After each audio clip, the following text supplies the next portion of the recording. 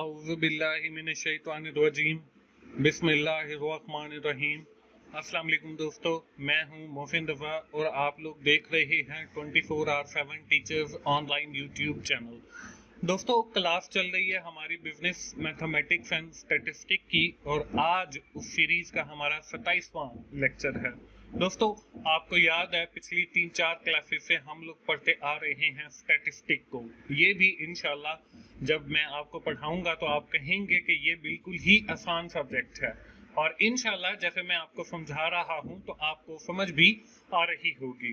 दोस्तों, आज की क्लास भी हमारी जो फ्रीक्वेंसी डिस्ट्रीब्यूशन के हवाले से है वो बहुत अहम क्लास है।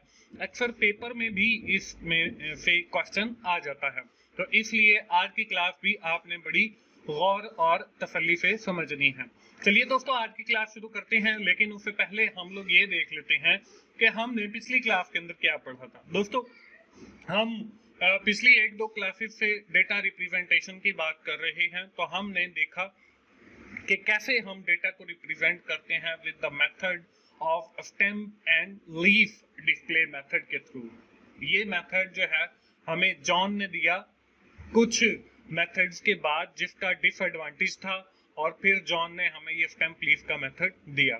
दोस्तों, मैंने आपको एक एक्सरसाइज भी दी थी, उम्मीद है सारे दोस्तों ने वो एक्सरसाइज भी कर ली होगी। चलिए दोस्तों, हम आज की क्लास शुरू करते हैं और आज की क्लास में हम लोग बात करने वाले हैं फ्रीक्वेंसी डिस्ट्रीब्यूशन के हवाले से। ये भी बेसिकली हमारी डेटा रिप्रेजेंटेशन की कंटिन्यूएशन है कि हम इसमें भी देखेंगे कि कैसे हम डेटा को रिप्रेजेंट करते हैं टेबुलेशन फॉर्म के अंदर, और टेबुलेशन के अंदर जो हमारा न्यूमेरिकल डेटा है उसको कैसे रिप्रेजेंट किया जाता है, और with the help of a example मैं आपको समझाऊंगा कि हम लोग टेबुलेशन कैसे करते हैं।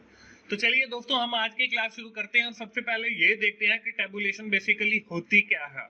Tabulation is a systematic and logical representation of numeric data into rose and column, कि जब हम डेटा को रिप्रेजेंट करते हैं किसी भी टेबल के अंदर इन फॉर्म ऑफ रोज और कॉलम के अंदर, तो वो हमारा टेबुलेशन कहलाता है। To facilitate comparison and statistical analysis, और ये हम इसलिए करते हैं कि हम डेटा को कंपेयर कर सकें, और इसके साथ हम लोग ये इसलिए भी करते हैं कि हम कोई स्टैटिस्टिकल एनालिसिस जो है उसको परफॉर्म कर सकें। तो इसलिए हम अपने डेटा को टेबुलेशन फॉर्म के अंदर रिप्रेजेंट करते हैं। इसके बाद है टेबुलेटिंग द न्यूमेरिकल डेटा, कि हम न्यूमेरिकल डेटा की टेबुलेशन करते कैसे हैं। Group data into classes, in some cases it is necessary to group the values of the data to summarise the data properly. हमारे पास कुछ ऐसी सिचुएशंस होती हैं कि जिसके अंदर हम डेटा को ग्रुप करते हैं और क्लासेस के अंदर कन्वर्ट करते हैं ताकि हम उस चीज को समराइज कर सकें। दोस्तों, इसको जो है करने के लिए हमें एक एग्जांपल की जरूरत पड़ेगी। तो यहाँ पे आपको जो है 30 स्टूडेंट्स के मार्क्स नजर आ रहे हैं, जिसमें 15, 20, 21, 35, 40, 45, 16, 31, 22, 26, 29, 18, 41, 49, 43, 48, 23, 28, 32, 36, 38, 24, 29, 30, 46, 42, 44, 25 और 50 है। अब हमने इसका करना क्या है, convert this ungroup data into 8 classes. हम इस जो हमें अनग्रुप डेटा दिया गया है इसको 8 क्लासेस के अंदर कन्वर्ट करेंगे with the equal class interval, और इनका जो दरमियानी वक्फा होगा, जो इंटरवल होगा, वो बराबर होगा। Find out the frequency distribution, और इसके साथ ही हम लोग फ्रीक्वेंसी डिस्ट्रीब्यूशन भी फाइंड आउट करेंगे। तो चलिए दोस्तों, हम इसके सोल्यूशन की जानिब बढ़ते हैं, और यहाँ पे आपको नजर आ रहा है कि हमारे पास जो है वो 30 नंबर ऑफ स्टूडेंट्स का डेटा है, और इसके अंदर जो है हमने 8 क्लासेस के अंदर इस डेटा को कन्वर्ट करना है। तो हम इसके सोल्यूशन की जानिब बढ़ने से पहले मैं आपको बताता चलूं कि हमारे पास कुछ स्टेप्स हैं जिनको हम फॉलो करते हुए इसको सॉल्व करेंगे। तो हमारा जो सबसे पहला स्टेप होगा वो है arranging the data into the ascending order.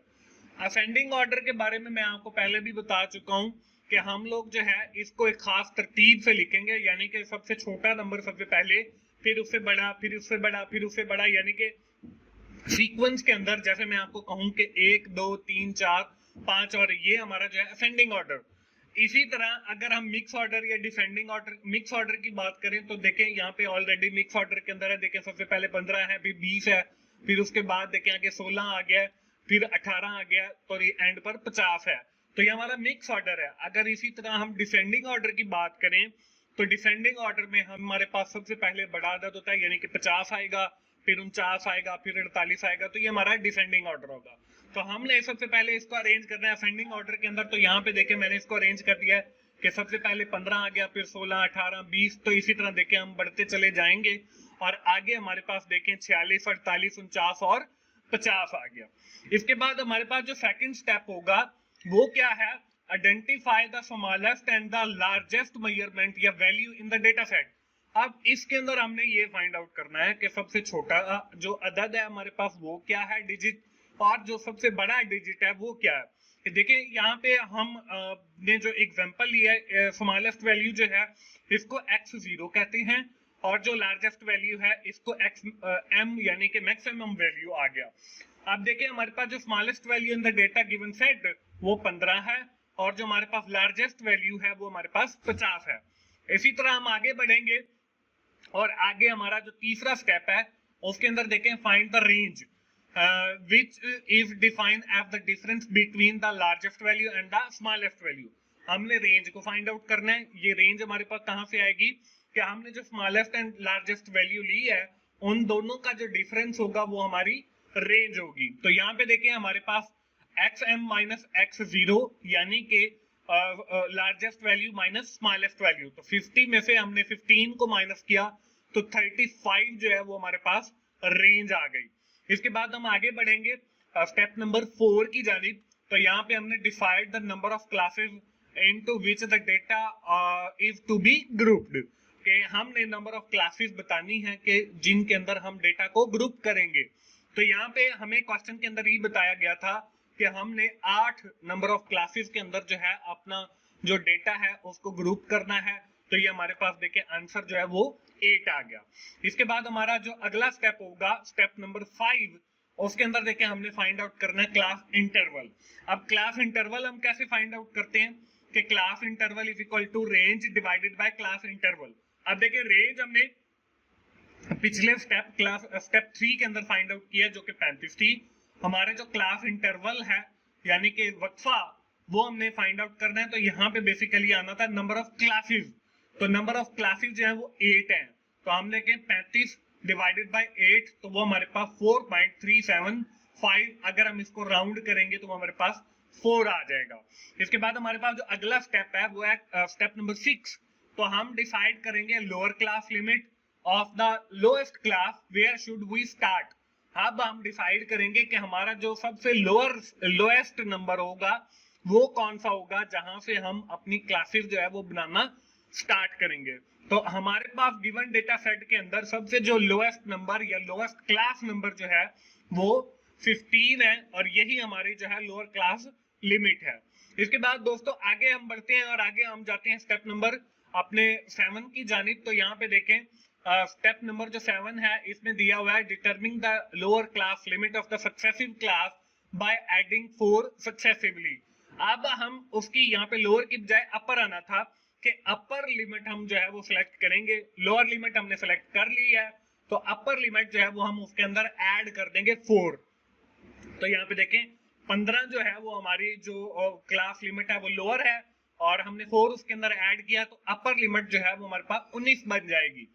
इसी तरह अब 8वें स्टेप के अंदर हम क्या करेंगे, decide the number of classes into which the data are grouped. हम नंबर ऑफ क्लासेस जो है वो सिलेक्ट करेंगे कि कितनी बनेंगी। तो यहाँ पे देखिए हमारे पास जो नंबर ऑफ क्लासेस है वो क्वेश्चन में भी हमें बताया गया वो 8 आ जाएंगी।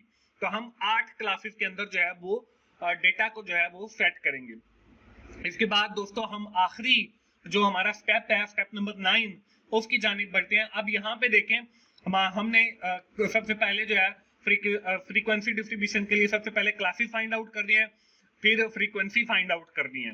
तो यहाँ पे देखें जो हमारी पहली क्लास बनेगी देखें वो लोएस्ट लिमिट जो है वो 15 थी, हमने 15 लिया और अपर लिमिट फाइंड करने के लिए हमने 4 उसके अंदर ऐड किया तो हमारे पास 19 बन गया। अगली जो क्लास है वो देखें 20 से स्टार्ट हो रही है तो लोअर लिमिट हमारी जो है वो 20 है 4 हमने उसके अंदर ऐड किया तो 24 बन गया। अब अगली जो क्लास है वो 25 से स्टार्ट होगी, 4 हम उसके अंदर ऐड करेंगे तो हमारे पास जवाब जो है वो 29 बन गया।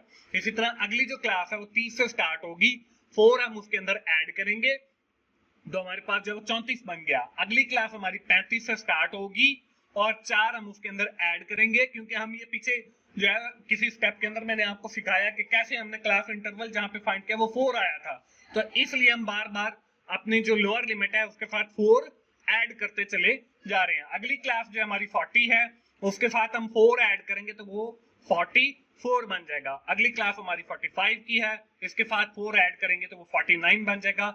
आखिरी क्लास जो है वो हमारी 50 से स्टार्ट हो रही है, इसके साथ हम जो है 4 ऐड करेंगे तो ये हमारे पास 54 बन जाएगा। तो ये बन गई हमारी सारी की सारी क्लासेस। अब ये अगर हम काउंट करते हैं तो 1 2 3 4 5 6 7 और 8, और हमारे जो क्वेश्चन की रिक्वायरमेंट थी वो भी यही थी कि हमने इस अनग्रुप डेटा को जो है 8 क्लासेस के अंदर कन्वर्ट करना है और वो इक्वली डिवाइडेड हो।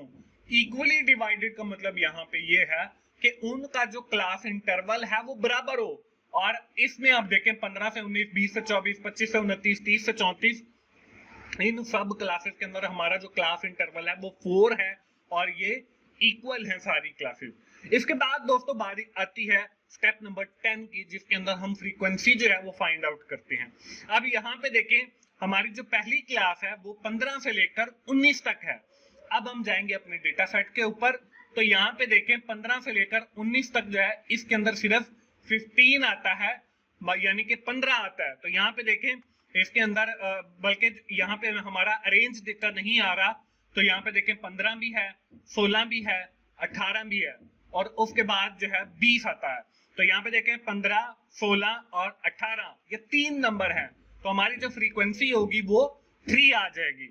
जब हमने इस डेटा को अरेंज किया हुआ होगा तो आपको वो ठीक से समझ भी आ जाएगा, वरना आप वैसे भी देख सकते हैं। इसके बाद हमारे पास देखें 20 से 24 है, तो 20 से 24 देखें हमारे पास 20 भी है, 21 भी है, 22 भी है और 22 2 बार है, और देखें 23 भी है और 24 भी है। तो ये देखें हमारे पास जो है वो 6 नंबर बनते हैं, तो इस क्लास की जो फ्रीक्वेंसी होगी वो 6 आ जाएगी। तो यहाँ पे देखें 20, 21, 22, 23 और 24 ये 6 बन गए, तो 6 जो है वो हमारी फ्रीक्वेंसी आ गई।